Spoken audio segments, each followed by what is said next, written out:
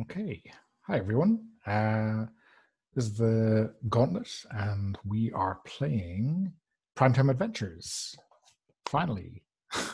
um, my name is Don McCarthy. My pronouns are he, him, and I'm the producer of this show.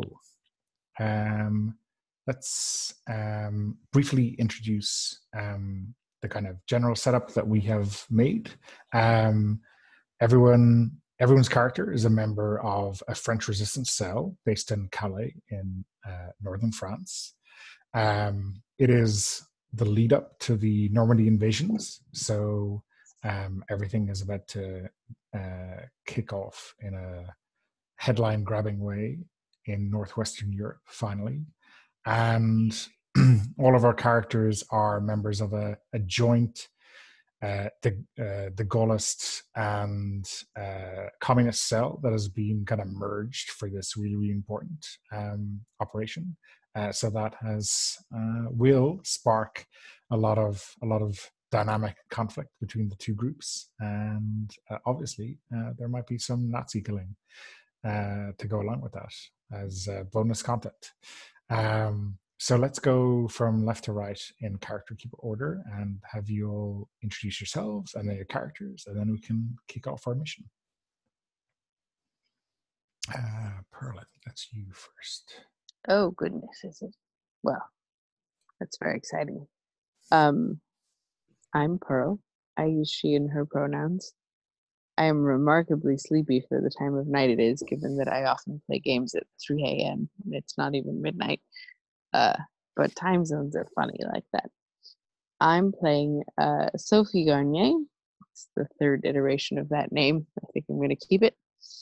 A young, idealistic woman who's ready to take on the world in probably ways that are not going to be successful if she just takes them on in the way she intends to. But yeah, she's very, very angry that injustice against humanity is being perpetrated continuously and that we haven't managed to eradicate it like the moment it showed up.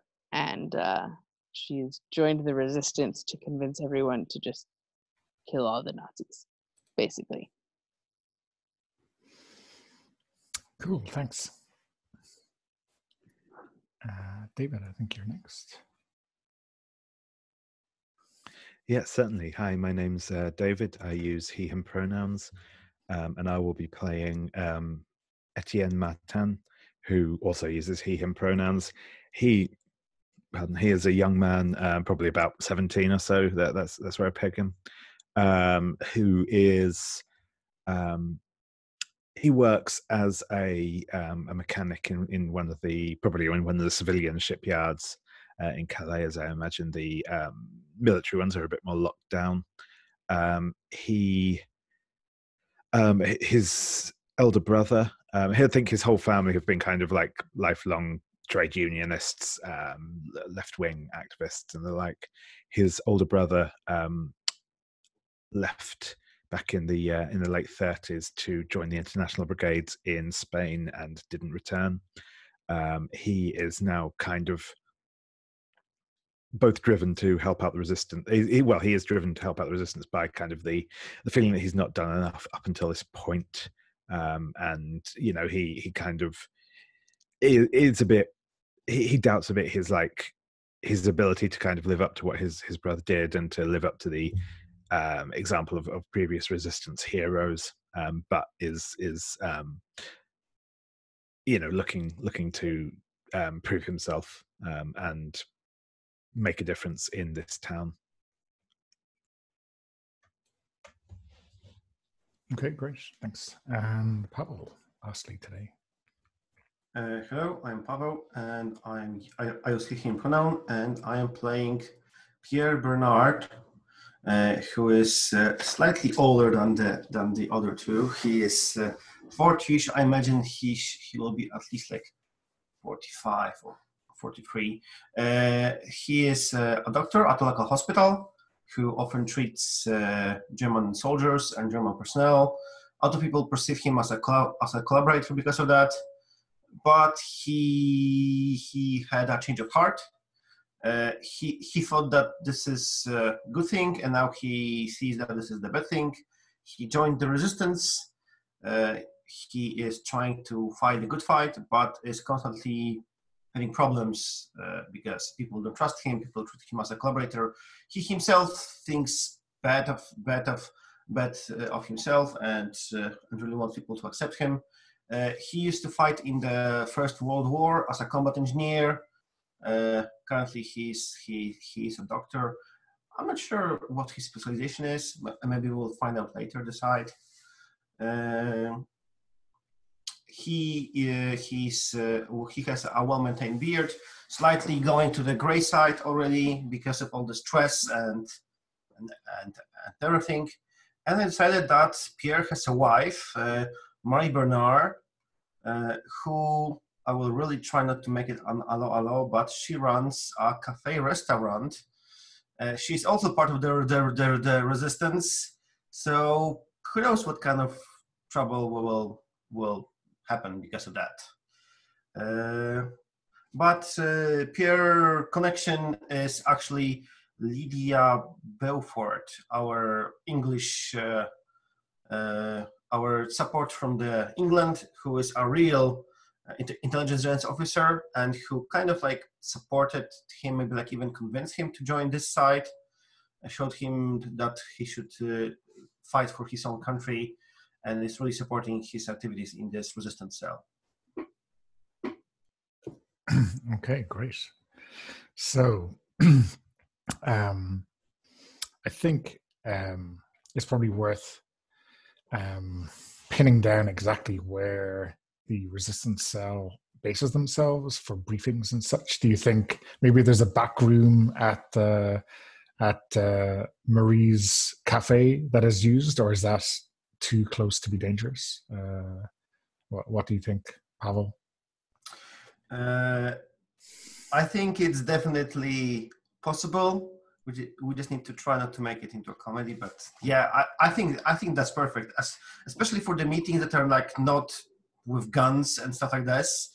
I think the back room is like perfect planning spot. Maybe we have like a hidden compartments with some stuff in the back room as well. So yeah, I think this would give us a lot of good drama.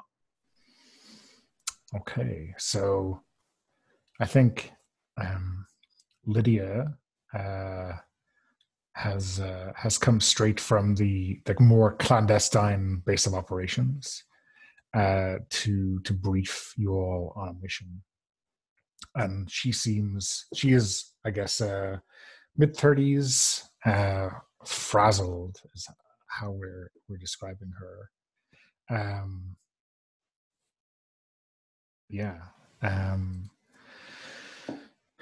And she's got a lot of spinning plates. She is coordinating all of the resistance cells with intelligence in this region. So yeah, there's a lot of weight on her shoulders. So she maybe is drinking a cup of coffee while waiting for everyone to arrive. Maybe describe how everyone enters. Are they on time or late, or how's their general demeanor been? Let's go in the same order that we did the intros in. I think Sophie sort of always bursts into the room excitedly, and is probably there a smidge early because she just wants to get started. Okay. I'm just like pacing back and forth, waiting for other people to come. Perfect. Okay. How about Etienne? Yeah, so I think Etienne, it's not that he doesn't want to be there on time, but like I think he's had to come here after a shift at the workshop, so he's probably a bit late. He comes in and he's wearing like his overalls. He's got sort of beret pulled down over his floppy curls, and he's got some like grease over him in general. But he's seems like eager and attentive, if like a little, again, a little worn out after a day's work. And for Pierre? I think Pierre is good 15 minutes late. He comes in with his like slightly worn suit, but still looking kind of good. And he's. I'm sorry. I know, but I was at the operating table. I couldn't just like leave like whenever you want. Have to have a meeting. I came as soon as possible. So I think Lydia is. How do you see your connection with Lydia for Pierre? Does she indulge him, or is this just an infraction that is the last thing she needs?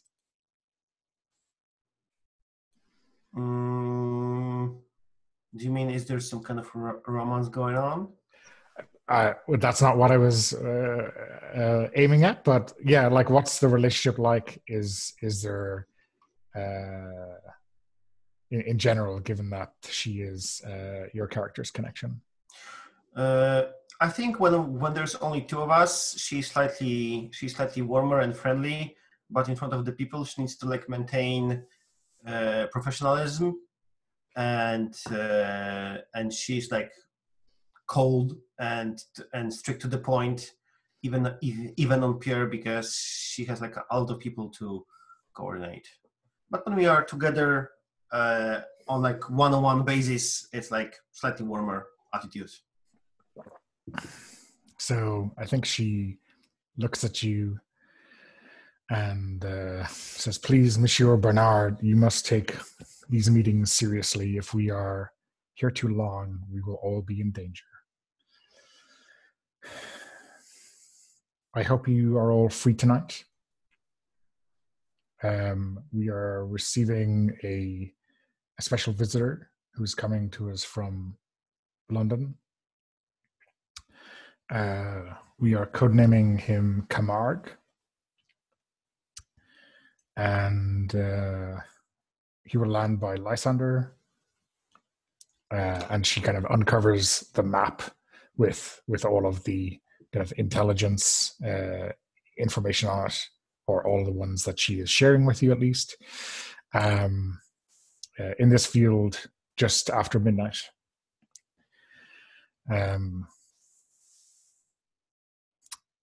German patrols have been low in this region recently, so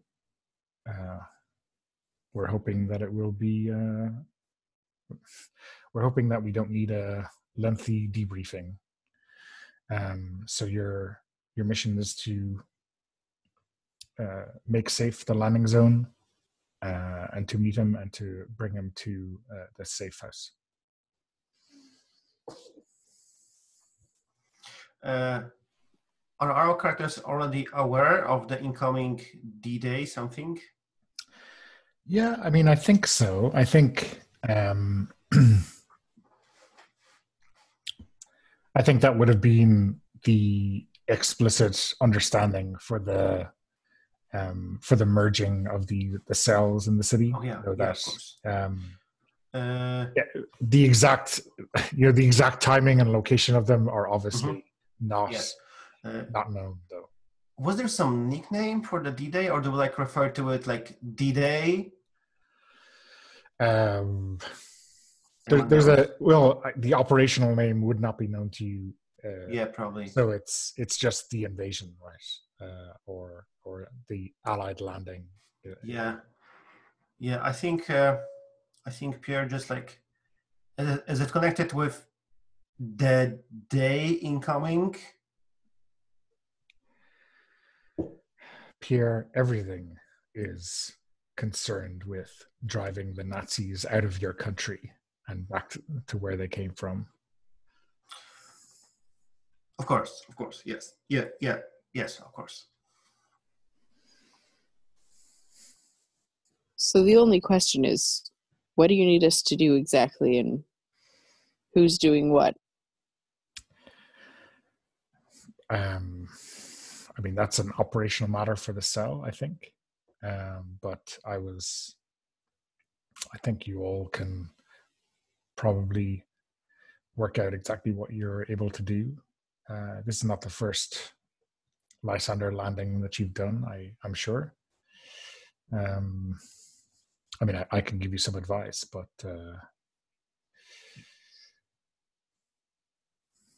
it doesn't seem like all of us are on the same page with the importance of these missions. And I want to make sure that everyone involved knows exactly what they need to be doing. Okay. Well,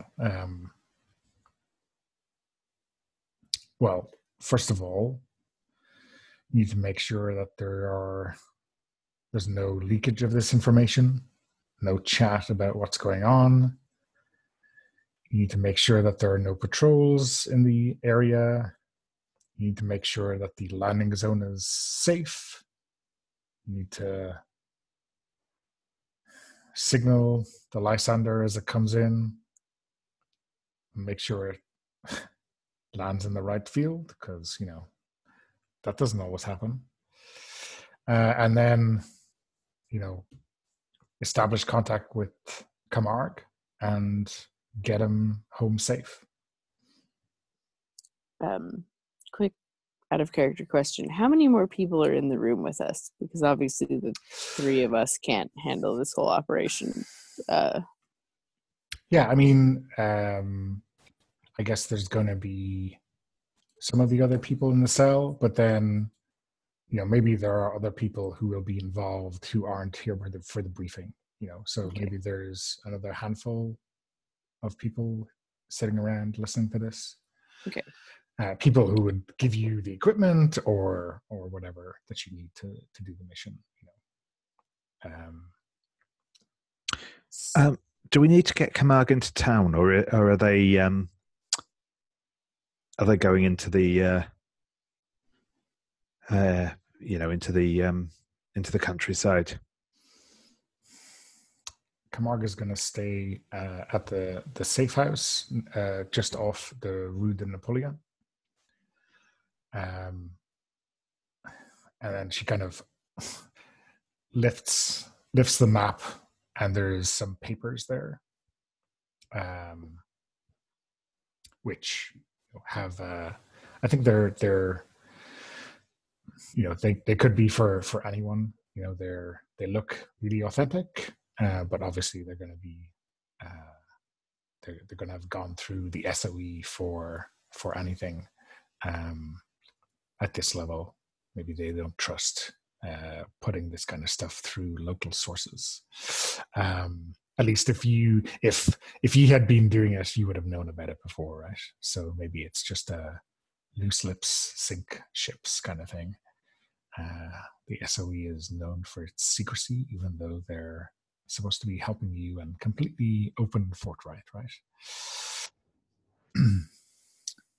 Well, I think I could handle being the liaison and escort to the safe house. I'm willing to take that on. Pierre, do you have any? What do you think you could? Do you want to carry on with the scene, or do you want to just cut to the action beats? Because we don't need to be doing planning. We can just frame the scenes at a particular action beats. We don't need to be doing detailed planning. This is not about this. Yeah, if you later on, if we want to do a mission scene, just say what you're doing, and other people can join in. Yeah. Sure. So I guess that's tonight, and this is, I don't know, maybe late afternoon or early evening. So in the time we have before us, we can have a mixture of personal scenes and mission scenes. It doesn't, there's certainly prep that can happen before midnight, but there's also personal scenes. So does anyone have an idea popping straight out of them for a scene in this first act? Well, where I was going with what I was saying a minute ago was sort of a challenge to Pierre, because I was doubting his commitment to the mission. So I could have a conversation with that, or about that with Etienne, maybe. Or I don't see confronting Pierre outside of that immediate space being something that probably is likely to happen. Okay, yeah. So so I guess we choose the scene ingredients, right? We say like who's in the scene, where is it, and what's kind of the action that's at stake. You know, if it's a personal scene, it's going to speak to your issue, and maybe how you're dealing with it. And if it's a a mission scene, so to speak, it's going to be aiming towards achieving something in that one. So you kind of completely get to decide on that. And whether it's a personal or a mission scene. In my mind, it's a personal scene of just I doubt Pierre's commitment and courage, and I'm angry that we have to possibly rely on someone who. Yeah, sure, okay.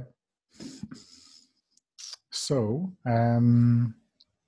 yeah, and where is this happening? Is this happening like on the way to the mission, or back at the proper base when you're equipping, or just walking down the street? I'm not clear on like where do we all live in relation to each other? Where would we meet during the day, like between a meeting and a mission?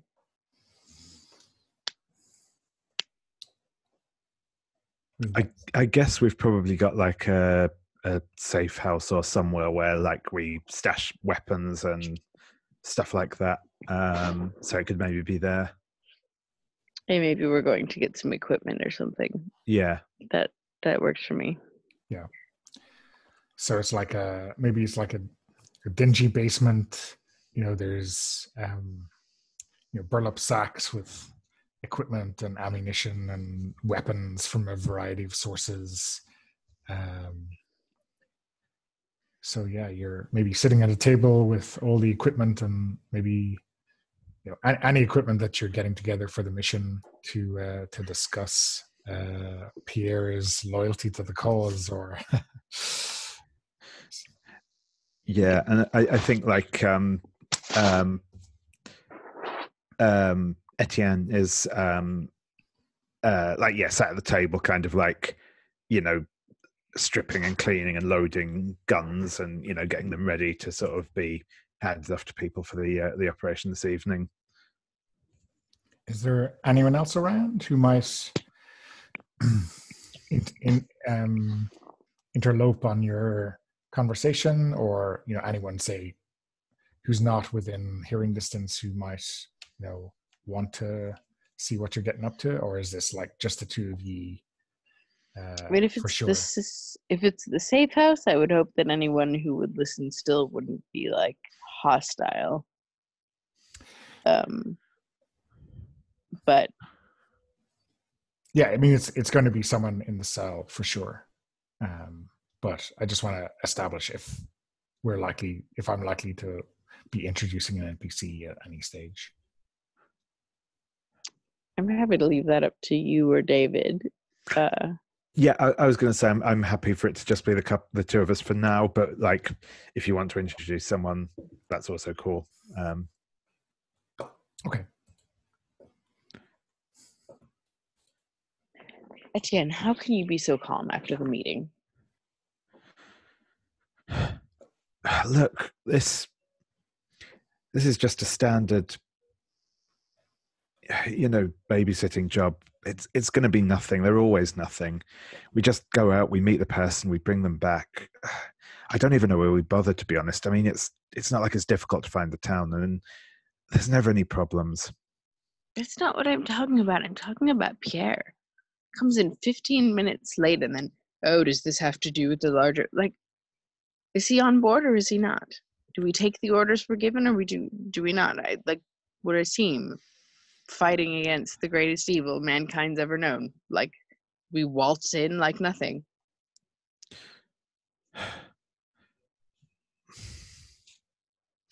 I don't know. I mean, like, he's useful to have around, sure. I mean, he's, it never hurts to have a doctor, but I mean, do I trust him? No. I mean, we all know he works for the Germans as well. And I mean, sure, like, I guess people have to get by and do whatever, but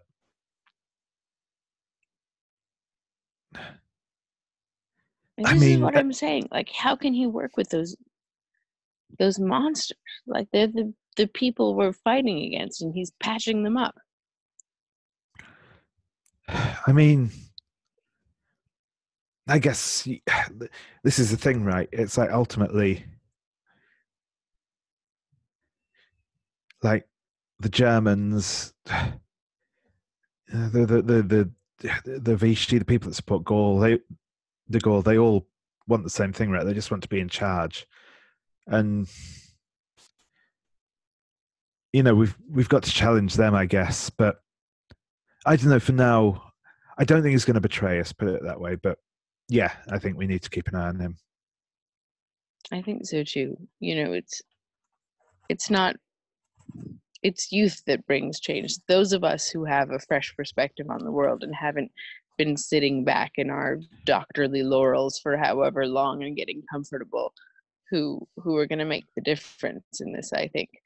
So I hope you're with me that we just need to keep a sharp eye. There's too much at stake. Yeah, definitely. All right. I knew I could count on you. You're one of the good ones, Etienne. Thanks, Sophie. So here is Sophie's anger, like, is this what is going to tuck her out of her anger, or is she still kind of harboring that feeling towards Pierre?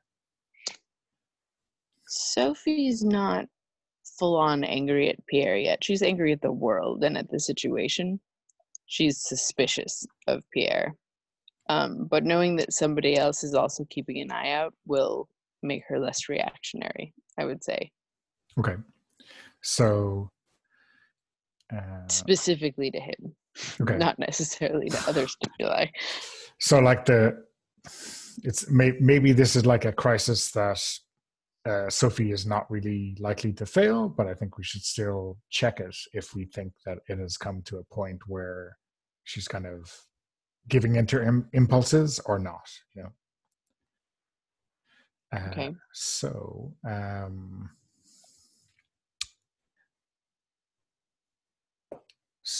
what we do when we're looking at how many cards you're going to pull is you're going to look at your spotlight, which is 2 for the pilot episode, and then any edges that are likely to be relevant. So that can be, I mean, any or all of them really can come into play. I don't really know how to decide so whether they come into play or not. Yeah. I mean, is it that she is charismatic and convincing Etienne to look out for Pierre in this instance, or to for them to be co-conspirators in this? Is that relevant? I don't know. I mean, to me, knowing the self-doubt issue with Etienne, I think that sort of bolstering the we youth are in this together, and all that is meant to be using charisma to bolster a sense of not kinship, but you know what I mean. Yeah. So I'll give you 3 cards. I'm going to spend 1 budget. So that gives me 2 cards total. Okay, so it's going to add to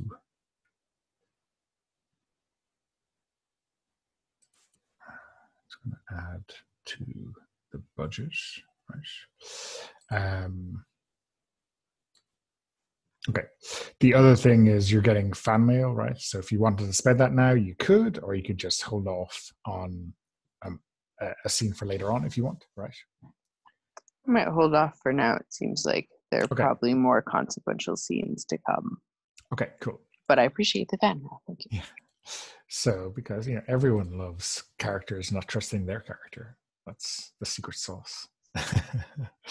Okay, cool. So, on the roll for your party, do you want to draw 3 cards, and then I will draw 2. Okay.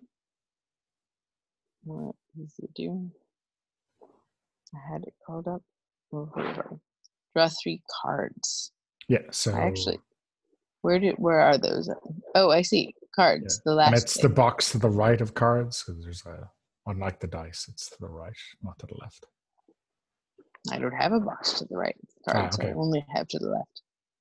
Okay. So is that probably still? I'm not sure. Do you want me to do it for you, or is that? I mean, I can try hitting submit, and if 3 cards don't show up, we can just. Let's try that. Oh yeah, those are definitely tokens. Those are so tokens. Yeah. Okay. Do you want me to do it so? Okay. That would be great. Thanks. Okay. Okay. So you're looking for red cards. Right? So you got a king of diamonds. And so you're looking for more red cards than me, and then there's a benefit if you have the highest red card as well. So Okay. let me draw 2 cards for me. Okay, and I got 2 black cards. So the kind of rules are: do you have more red cards than me? Yes. And is your highest card higher than mine? And it's also yes. So you get a yes and. The yes and in a character is you resist your impulse and everything goes your way, right? Excellent. So I think maybe the benefit here that no one's going to overhear your doubt about Pierre, and with David say so, he's kind of convinced to get on side for you, right? Yeah, I think my ideal outcome would be sort of forming at least the foundation of some sort of bond with Etienne. Okay. So I think or allyship, you know what I mean? Like that kind of thing. Yeah, that sounds good to me. I think the only kind of real interaction, like someone comes in after you've finished talking and you've gone back to kind of mission speak, right? So maybe Yvonne, the quartermaster, comes in and she's I think she's kind of almost grease monkey like. She's been cleaning weapons and moving gear, and she's probably worse for wear, and she just says something like make sure you don't put every round into those magazines, because those will jam, and if you have one extra bullet, it won't help you. So she's giving you some practical advice and not really taking any notice of this nascent conspiracy. Okay, cool. So I think that's the scene. Pavel, do you want to get a scene with Pierre in this first act? Yeah, I think Pierre went back to the hospital because probably there are some more business to attend to this day before we can have the night for the operation. So I think we are at the hospital. I imagine it's busy. I wonder if there are a lot of German soldiers. Maybe not necessarily, but definitely Herr Wagner is there. And he, of course, demanded Pierre attention as he wants to walk around and see if we are not harboring any conspirators, and if everything is conducted according to the rules. And and I think it will be a plot scene. Because Pierre wants to be there on time. He wants to send Herr Wagner homes, like that he doesn't notice anything. And who knows, maybe there are some resistance operation at the hospital as well, and he wants to hide it from Herr Wagner. So I think definitely it's like a plot scene. So, so you like, is this just making sure that everything goes as normal, or are you trying to make sure that he gets delayed with some kind of a minor? He's already there. I think Pierre is walking with him from room to room, answering his many questions, and maybe trying to steer him to the other wing than the room where he knows some resistance fighters are actually being healed, because I imagine that Etienne is not only it's not the only ship mechanic in the resistance, and probably someone else is wounded and healing up in the hospital. So Pierre wants to like divert Herr Wagner not to go there and not to see this guy. Maybe he'll recognize him. Who knows? So he's like actively there, speaking with him and trying to like answer all of his questions and direct him the other way. And we know Wagner is ambitious, but how does that manifest itself when he's doing something like this? Is he nosy, or is he impatient with these kind of details? What is he like when we see him? I think if we imagine the worst possible, I mean the worst by being the most attentive to detail and very arrogant Gestapo officer, who is also very young and is of course in this like heavy leather coat with gun like somewhere here, and both impatient, arrogant, thinking that he's like the god overseeing the operation over here. So yeah, I think he gets interested in some detail that you find ridiculous. Like he is looking at the thickness of the glass vials that carry some opiate, some for pain killing, right? And he's I don't know, maybe it comes from a French factory, and he just finds this really, really inefficient. We should really move production back to Germany because these are obviously worse than the German versions. And he asks you to explain the reasoning behind this. Herr Wagner, it's always a pleasure to see you here inspecting all the things, but those are the things that we use locally. We do not export those vials into the Germany, so you don't have to worry about them being improper there. We just use them locally. And besides, I thought that you have enough of production over there with all the war going on. So I'm not sure if you have time and place for such a minor things like vials for the painkillers. And besides, like this is like a local store just over here in the hospital. I think we have seen everything. There are no resistance fighters over here, no collaborators. Like I don't really know what else you want to see here. And besides, it's like quite late getting. And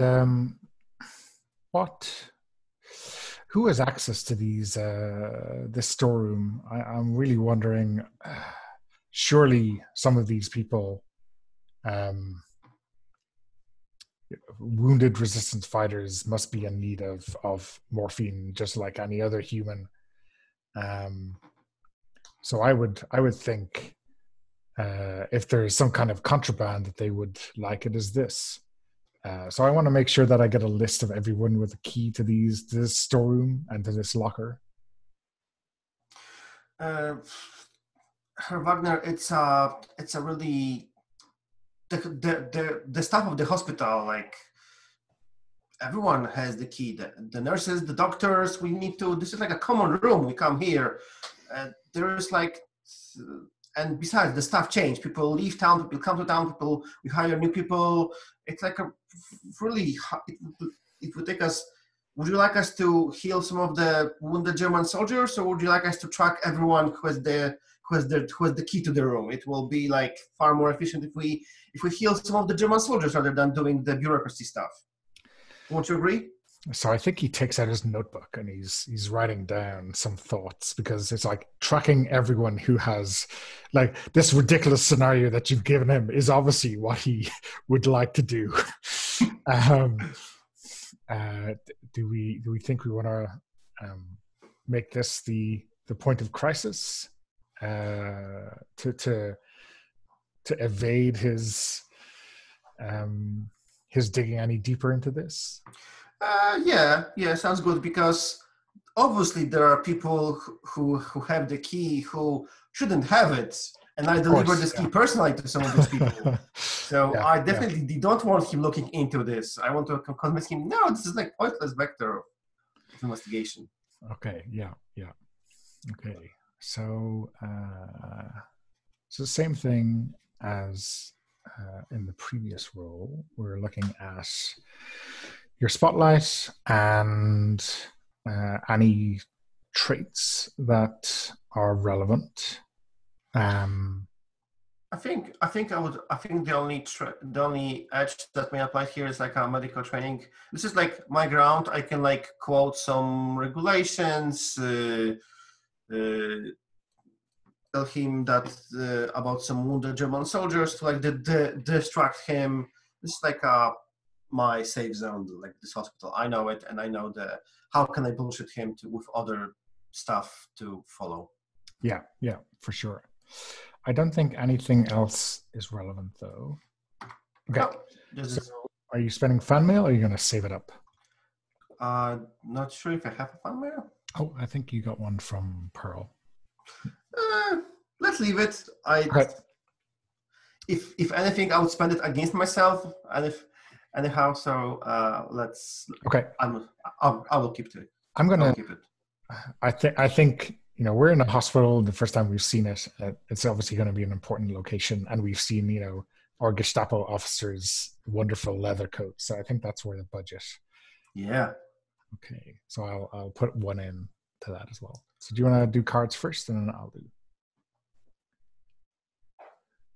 No red one. It's going to be tough. Ouch. Okay. I definitely lose.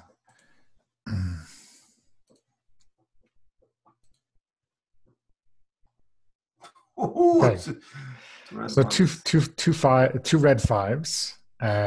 So that is, but you have the highest card, right? You have the highest card. Yeah. So it is no but. So you don't get you want, but you keep it together, right? So I guess that means that you don't convince him that looking into this list is a bad idea, but he's not thinking that you're a suspect. You don't spark any kind of suspicion with him. He thinks you're on his side, and maybe you're going to help him get the list, right? Of course. Does that make sense? Okay. So yeah, I think you'll say you must direct me to the head nurse's desk. Perhaps she will have some extra information about exactly who has access to this morphine stockpile. Thank you for drawing your attention, Dr. Bernard, to this. This is, I think, a very important loophole that we have identified. Of course, Herr Wagner. The head nurse office is third room to the left on this corridor. And once we have that, done, you can bring me on the rest of my tour, because I am very interested to see exactly how you're helping our wounded comrades. Of course, Herr Wagner. Let's go this way. And I think he lets the Wagner go first, and in the background we see him looking at the morphine and just like. he is angry on himself that he doesn't manage to convince him to otherwise. Okay, cool.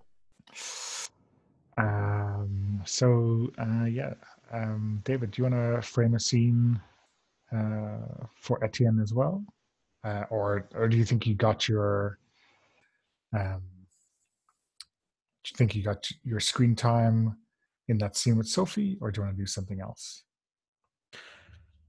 No, I don't think there's anything I particularly want to do before we sort of get into the mission itself. So no, I think I'm happy with that scene I had with Sophie. Okay, cool. So I guess we will fast forward to midnight, maybe one side or other, depending on where the first scene falls.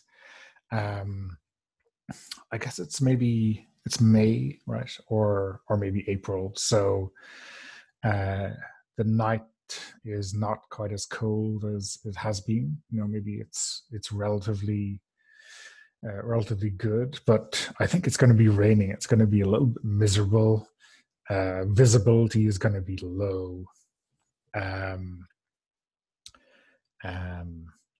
So yeah, however this field is being identified or lit for this brave Lysander pilot is going to be a little bit hairy.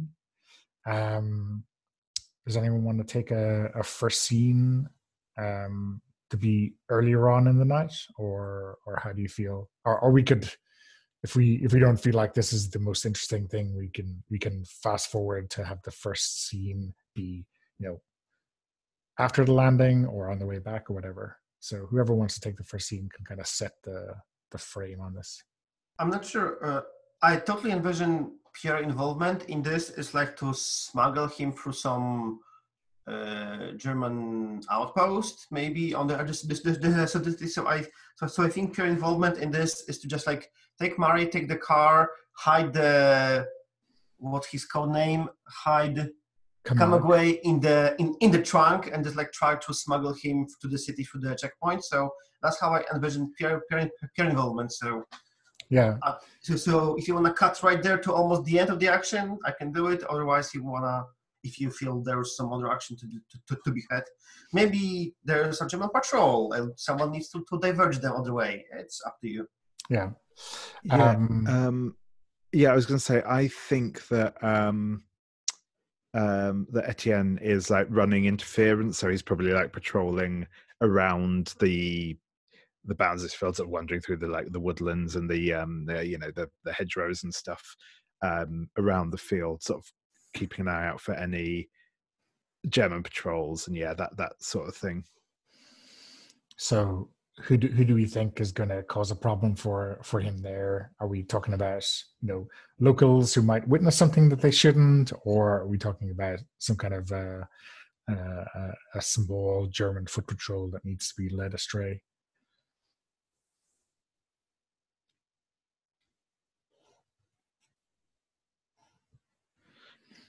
Yeah, I think maybe maybe a small German patrol might be cool. Okay, so obviously I don't think it can be too close, because if they're too close, they can hear the plane land with no problem, unless it's a really bad night. So maybe it's a little bit further out of line of sight of the field itself. You're part of a roving perimeter patrol or something like that. Yeah, that sounds good. Okay, so yeah, do you want to? I mean, maybe describe where you're holed up or where you're walking when you first notice that there is a patrol coming down the little laneway towards you. Yeah, so I think that Etienne is, he's got kind of like the beret pulled down, sort of close over his eyes. He's probably wearing like a wax jacket sort of thing, and I think he's got kind of he's maybe got like a Sten gun like down inside the coat, hidden at the moment. I think he's like walking close. So like I'd say like kind of a little country road with like hedgerow either side and kind of the ditches leading down to the hedgerow. And I think he's kind of almost walking like halfway down into the ditch, so that he's kind of a bit out of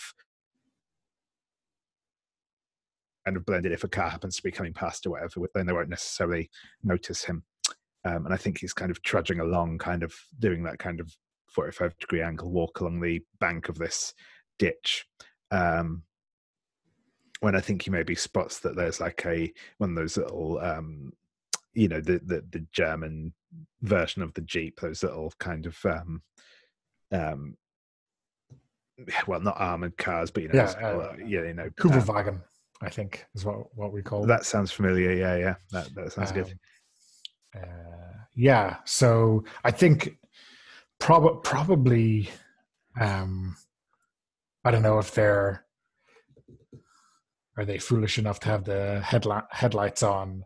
They're probably not. So you probably hear the engine before you see them, right? And they're driving quite carefully at night. I think it's a narrow enough road, right? So you definitely, they're probably in no position to see you unless you jump out in front of them, and even then, probably not.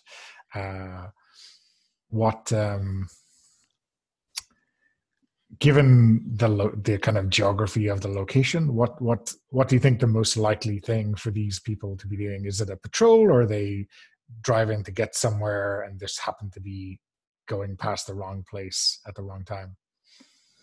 I think that they are. I think actually, maybe it is a patrol. I think they're maybe on the lookout for, like it's maybe not quite got to the point yet where they're actually aware that the invasion is incoming. But I think, given like the state we're in the war, they are looking for. I think they probably are just like looking for like resistance members on patrol, essentially. Not on patrol, but on like maneuvers. I think that we've possibly not got to like the point of like there being heightened patrols and stuff at the minute, but they are definitely, they know that the resistance is active in the area, and they are out there looking for us. So I think the car passes you by, and maybe stops, like 50 yards or 60 yards past you, and one of them gets out to kind of slings a rifle, a bolt-action rifle, and starts walking over towards a gate into a farmhouse, or maybe it's a kind of outlying small shed. So I think they know some of the geography of the area. Obviously, they know where they should be looking for people hiding out or weapons caches or whatever. So, but they don't seem to be too concerned. If they were really on alert, both of them would have gotten out. And the guy who was driving like lights up a cigarette, and starts kind of leaning out the window and kind of chatting to the guy as he opens the gate to go into the shed. Yeah, and I think like Etienne isn't like he's not like super concerned about. I think like it's not like this is a resistance dead drop and they're about to like stumble onto something incriminating or whatever. But I think he is aware that like it's approaching the time that the plane's likely to come down, and he knows he's patrolling this perimeter because it's like the perimeter of where it's coming down, and I think he's like concerned that they will hear something if they are here when it comes down. So I think what he does, he kind of like continues like trudging along in the, probably ducks down a bit and like is almost doing that kind of like duck walk along the bottom of the ditch. And I think he like reaches down and like finds like a rock of a stone of some variety in the bottom of this ditch. And I think he's just going to like loft it at the German soldier who's still sat in the Jeep, and then just like run into sort of the field that he's next to, and just try and kind of distract them and lead them on a goose chase.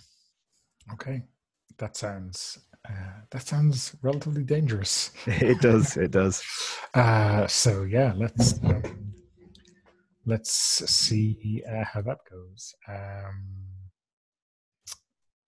Do you think any traits are relevant?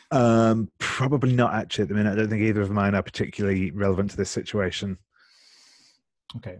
I think I might spend one budget. It's dark. You can't see anything. You can barely make out that there's a car there, and everything in this light is minimal production values. They just gone out into the middle of the countryside and picked a field. Okay, so I guess we're both drawing 2 cards.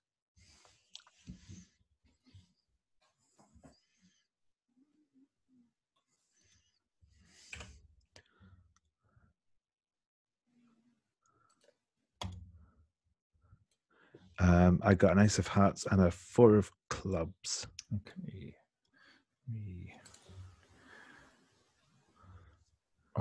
Okay. That seems unlucky, but I got 2 red cards. Obviously not higher than an ace though. So that is another no but. What do we think this looks like? You don't get what you want, but you keep it together.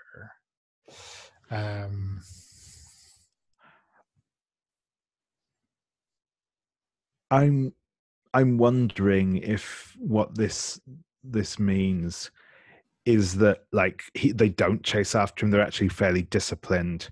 Like maybe if one of them kind of gets a glimpse of him, they like loose off a rifle shot sort of thing. But nothing serious. But they're still like within range when like the plane comes down, but there may be like there may be it they are able to notice when it happens, but maybe they're just that bit distracted, so they don't sort of react to it immediately, because they're still kind of like out, like they're focusing their sort of attention out on the fields, and maybe when they first hear it sounded like the kind of low thrum as it kind of cuts engines and comes in for a landing, they just kind of dismiss it as just a background noise. And so I guess maybe the guy in the car, the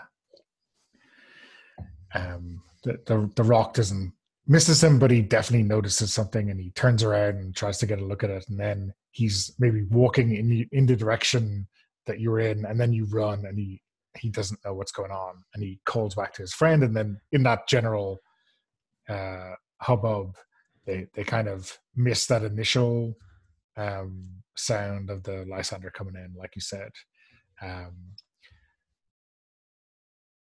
but then they're kind of they don't get a chance to follow you properly, and you kind of scarper over a hedge or whatever, and they continue on their patrol. So there's going to be a car driving around in the vicinity when people are getting out from the meet, if that sounds about right. So okay. So are we doubling up on a scene? I guess the other thing, of course, if you're not in a scene at the start, you can always spend a fan mail to get into it, right? So do you want to do a scene for Pierre first, or should we do a scene for Sophie first?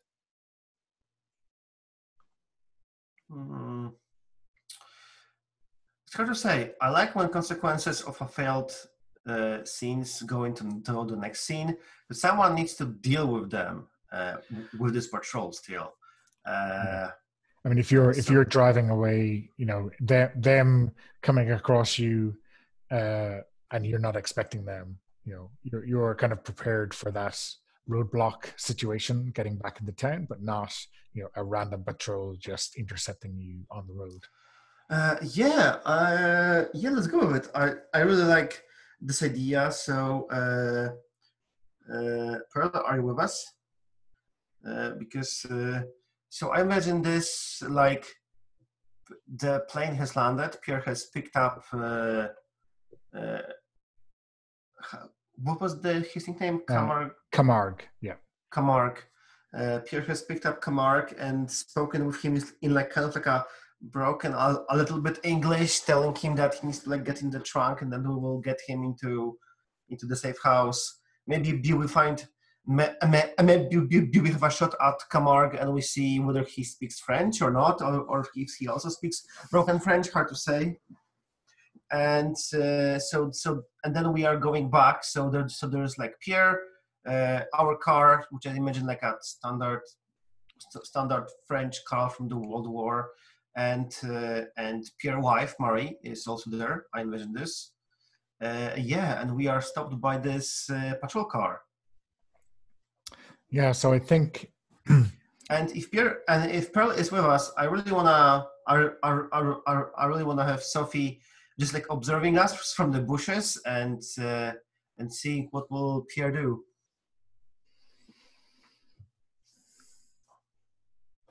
But I'm not sure what happened to Pearl. We'll see if Pearl wants to jump in with Sophie. We can do that at any point in time. Okay.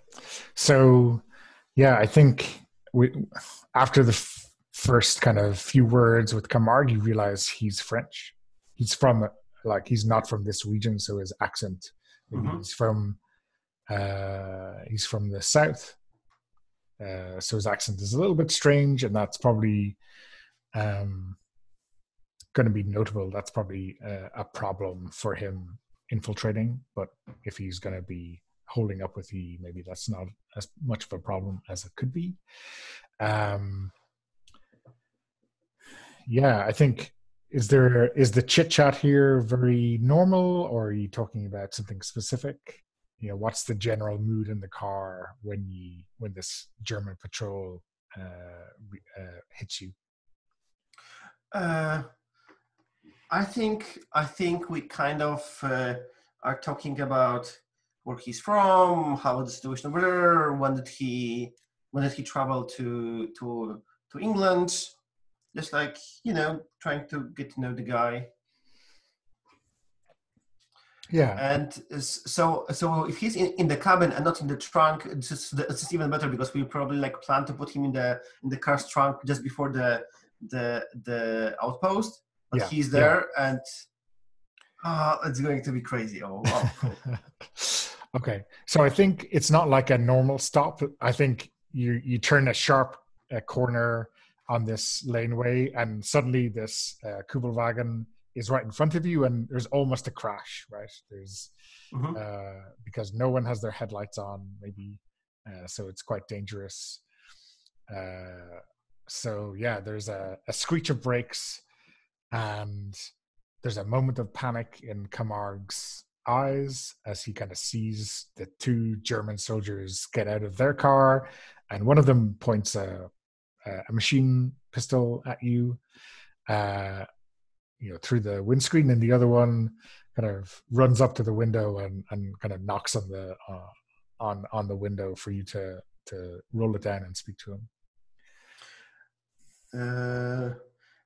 I suppose we do have a moment when I tell Camargue just lie on the floor. Try to hide between the seats. Just put there should be some blanket. Just pull it over yourself, and we see like Pierre just like readies his like pistol that he has like somewhere over here, just to like maybe shoot the guy from the window, and he like rolls down the window and he says, I wonder, does the German speak Spanish, or do we communicate with him? He must be speaking something German because he's working for the Germans. So we hear Pierre speaking German. Oh, I'm very sorry, Herr Officer. I wasn't aware that there was anyone will be here. I was just on an evening lovely dinner with my wife in the forest, observing stars. Is there any problem?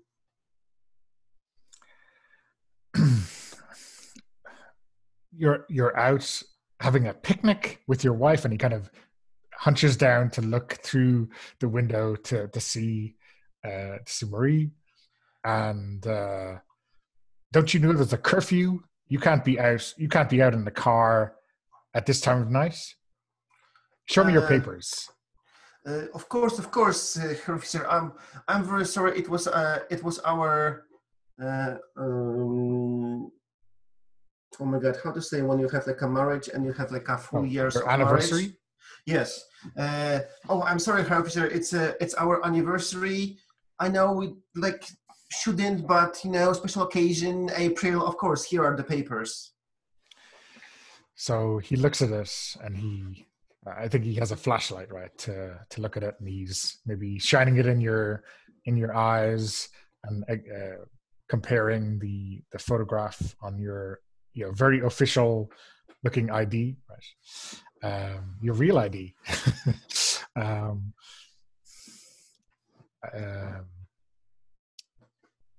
And did you discuss this with anyone?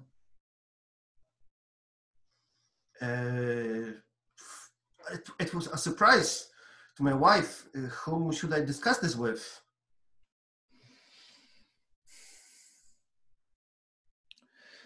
So I think he's like, and he shines a light in the back seat, and there's like this, picnic basket and a picnic blanket covering Camargue, and it looks very uneven, obviously, but maybe the shadows and the torch are not really helping. And he's open the trunk, please. Of course. Wait here, honey, and I just like open the door, get out, go with him to the trunk. Open this, and I think maybe that's a good moment to deal the cards. Yeah, sure. So I think I'm going to put 2 budget into this.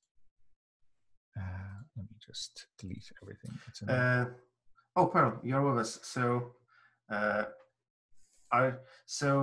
wanted you to be in the scene and observing me from the forest, Sophie. So before we deal the cards, do you want to describe how is Sophie positioned in the scene? Do you want us to describe it again? Yeah, I think probably it's not under orders. It's just on her own initiative that she has decided to observe and make sure that things are going the way they're supposed to.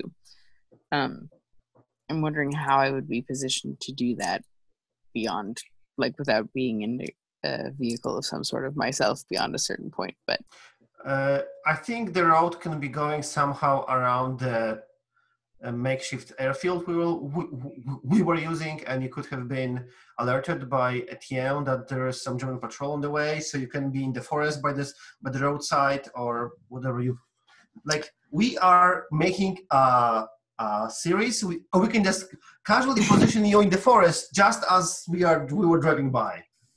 You will, of course, coincidentally have been in exactly the right position, right, to yes. also appear in this scene, right? Of course, movie logic, come on. Yeah. So I think if you're in a scene with someone, right, you can help them. You can spend, if you wanted to, you can spend your own fan mail to add to their test, right? I think spending fan mail is always available, but it just for flavor, this will give us later an opportunity to discuss it.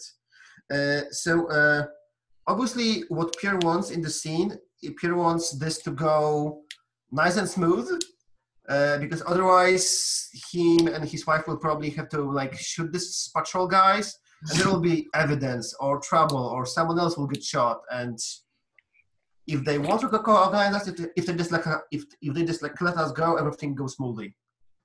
Yeah. Otherwise, there will be some dead bodies. Cool. So I have my 2 cards. I think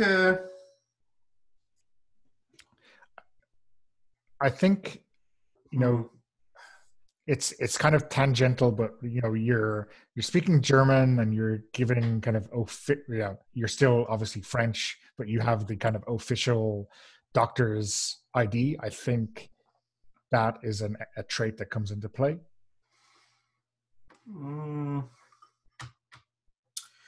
Well, I mean, it's not medical training, but it's to do with your whole background of being yes, a it's doctor. kind of a stretch of medical training. But if we say that I'm using my official documents that I have from my medical training, and me being the doctor at the hospital, I'm definitely using this to fool them. Yeah. So that's the second use of it.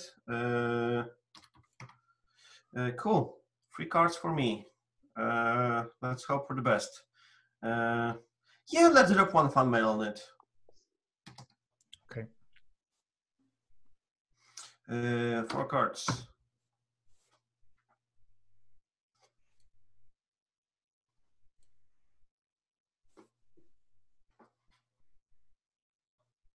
Okay, so I got 1 red, and you got 2 red, and you got the highest result as well. So, and you got 1 budget back because the last one I spent was from fan mail. It's right. You get one budget back. Cool. Okay, thanks. Plot scene. You get what you want, and you keep it together. It's going quite good, is it so far? Yeah, I think so.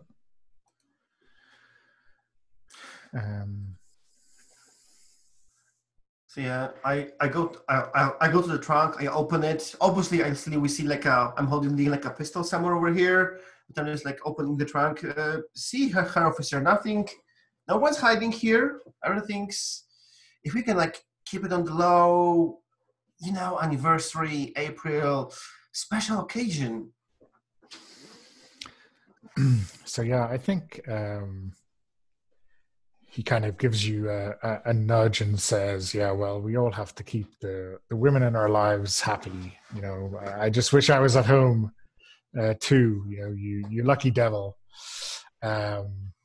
So says, if I ever need some medical help, I'll know who to call, right? Of course. Come by, her officer, and I'm sure you will be back home in no time.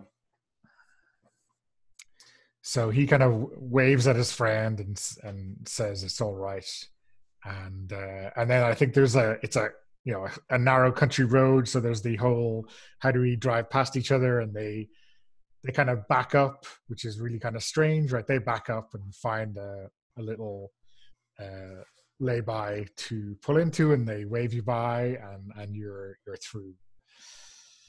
Okay. Cool. So yeah, I guess we'll do Sophie's scene. Do we want to say they pick you up, or is this going to be later? What kind of scene do you want?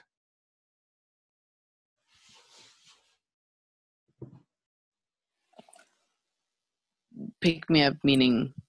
Sorry, like get you into the car to drive back into town? Oh no, because I don't think they knew I was there. Okay. The whole idea was that I was kind of covertly watching. I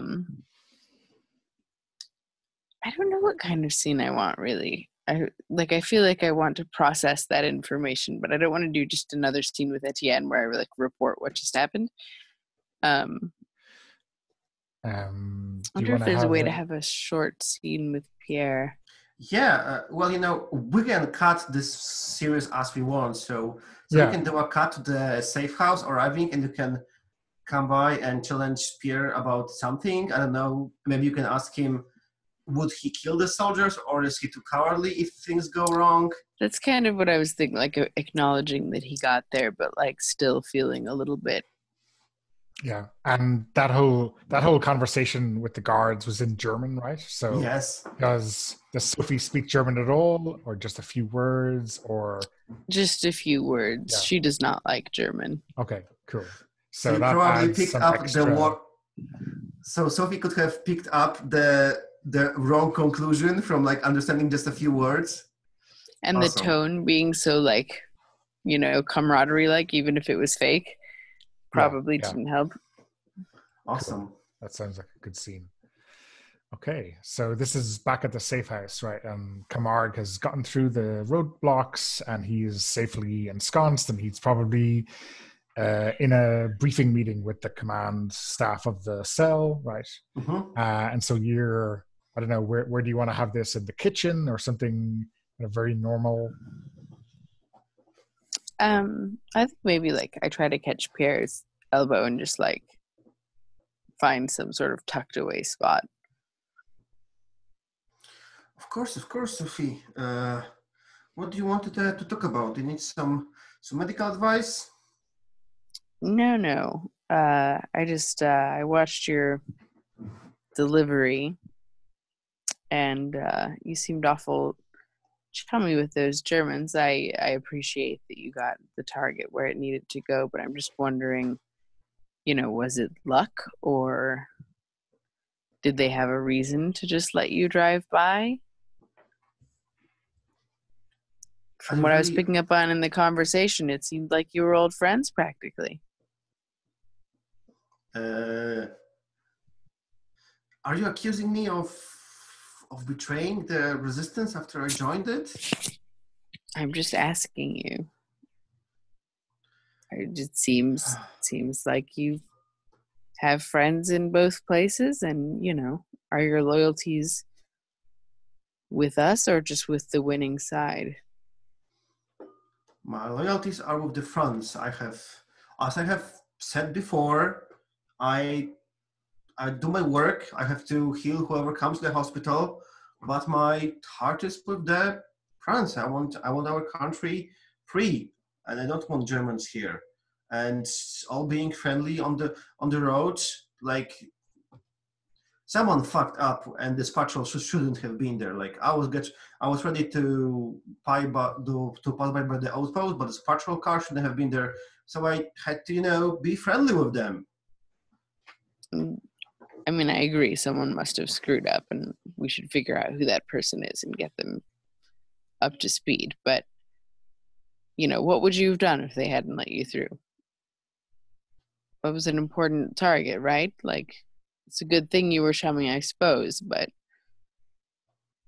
will that always work? Do you know them all that well, or are you prepared to do what's necessary?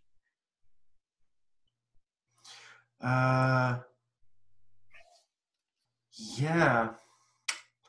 I think that's a good conflict for Pierre right here.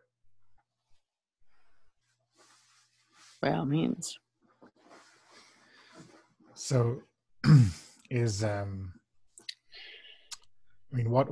how does Pierre realize that Sophie is angry at this whole situation, or is that bleeding through it all? How controlled is she? I mean, she's being pretty upfront about her suspicions. I don't feel like she's beating around the bush particularly. So the question is, whether Pierre thinks she's justified, for one thing. And then whether her doubts maybe have some merit. Right? We've established at least in the Keeper, that he's a bit cowardly. Like, yes. So. Yeah. So this really feels like a good character conflict for Pierre, being questioned by such a young member of the resistance. Okay, so are we going to draw cards now?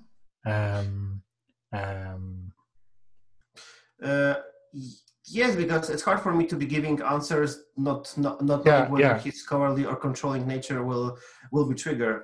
Although I think it's whether he will be controlling and he will yell on her not to control him and not to suspect him, or whether he will calmly just continue this conversation. And of course, you can spend fan mail to add to Sophie's or to take away from it. Okay. Mm-hmm. Okay. I'm not going to spend any budget on this. But then you will have only one card. One card, yeah. So I think it's.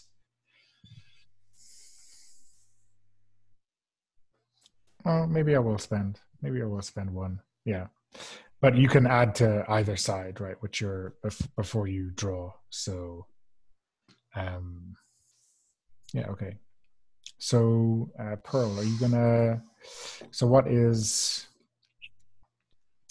So I thought my conflict would be sort of after we figure out what his action's going to be, right? If he yells at me, it's going to be a very different conflict than if he tries to smooth talk me out of things. So I almost feel like I should wait to draw until Pavel has. But we but we can only draw once per scene. So Yeah. So this is okay. Yeah, this is your scene. So you're like driving the conflict. So we either make it a conflict of Pierre or a conflict of Sophie. And I will just like keep giving you answers, trying to anger you, and we'll see whether you will go reckless. Need to know. I think I'd rather it be a conflict for Pierre. I think that's the more interesting thing at this point. I think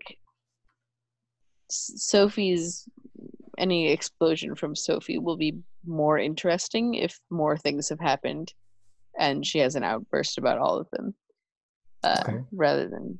Does that sound okay to you, Pavel? Ranty. I really like when players frame scenes that cause conflict in other players, because I really like players being catalyst for conflict in other characters. Okay.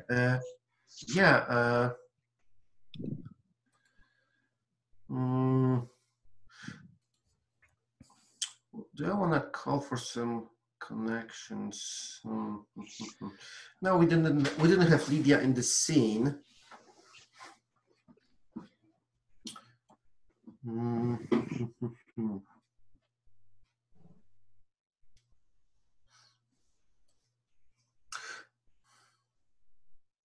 Okay.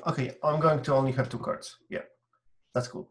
Have you drawn already or not? No, let me get rid of all the cards from the previous. Okay, you can draw first. Oh, things will get nasty. Yeah. So I'm decimated. So I got a red 10, which is somehow the highest card. So that is no and, right? So that is you give into your impulse and there are consequences. Yeah. So I guess, do we want to role play a little bit the outcome of that 2v? Now that you know where we're pointing? Yes. Yeah, okay, cool. Yeah, so I think Pierre suddenly looks at you and he says very loudly and firmly, "Who do you think you are to question me? You are like, what, 18? Like, I've been soldier in the war. I did what need to be done to fight for our country. You are not here to control me. I know what I can do. I did the right thing, and I would have done the right thing. And I don't know, who do you think you are? You're not the leader of the cell, so be on your place." And I just like quit whatever space we are in. I probably like kick the door in and then just like shut them off and then just like storm off.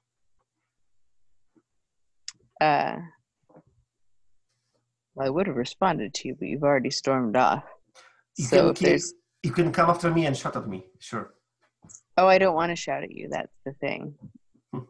But I might. But he's still in the house, right? So he cannot escape, really. Yeah. What I might do is, if there's someone else that I can easily reach within earshot, I might say loudly but without yelling. You know, it's funny that he's that frazzled by a member of our resistance, but was so easygoing with the Germans. It's almost like he's less concerned about them than he is about us. Yeah, so I think the best person to make that comment to is probably Jean Artaud, who is the communist leader of the cell's intelligence. And maybe he's all too willing to believe that this dubious Gaullist might actually be a traitor, right? So Jean, David, do you have a kind of an idea of what Jean looks like or what his general demeanor is?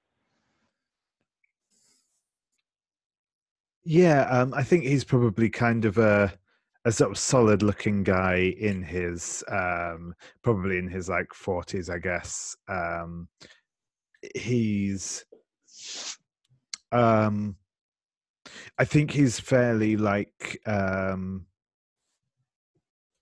think he's probably fairly like stolid. He's not like a particularly expressive person, but I think he's quite, you know, he, like I said, strong-willed, but not necessarily demonstrative. I think would be my. So I think he is kind of maybe standing in an alcove in the house where maybe he was all along, and he really only hears the conversation when it gets really loud, and he's smoking, and he looks at Sophie and nods. It is very worrying. Exactly as you've observed, Sophie. I'm impressed. Oh. You know that all of my attention goes to the cause. So I'll be keeping an eye out, as I assume we all will. That was worrisome indeed. Let's find out who these two Germans are and maybe pay them a visit. Maybe they can shed some light on the situation. I like that idea. Count me in. Okay. So I think that's the end of our act. We should wrap up with a quick kind of montage. I think we kind of see the clip at the end is next time on Resistance, right? David, do you want to give us a quick glimpse of what the audience are led to believe they will see of Etienne next week?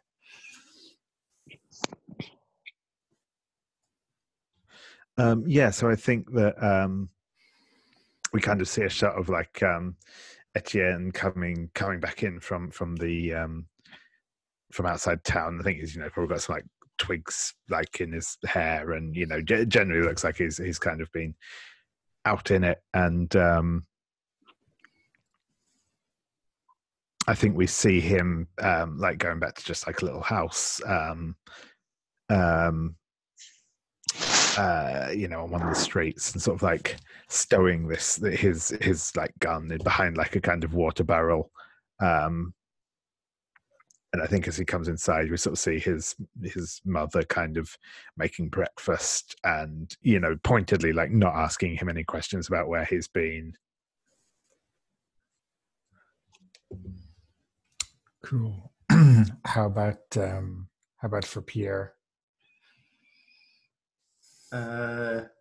I will say that we see Pierre in his car. It's dark outside, so it's either late night or early morning. And he turns back, and we see that at the back seat of the car is like a bag, and some explosives are hanging out from it. And who knows? We'll see. Okay, cool. And how about for Sophie? Let's see. I think we see Sophie handing a letter that has unknown information over to Jean. Jean's the right person, right? That probably has some observations, but we don't know exactly what it says. Has she turned to, trust Pierre? Are they more observations against him? We'll find out next week. Awesome. Okay. So that's it. That's a wrap. I think a good pilot episode to introduce everyone and the situation. And I guess we'll have a kind of a more traditional 3 or 4 act episode next week. Okay. So I'll stop recording, and we will see you all next week.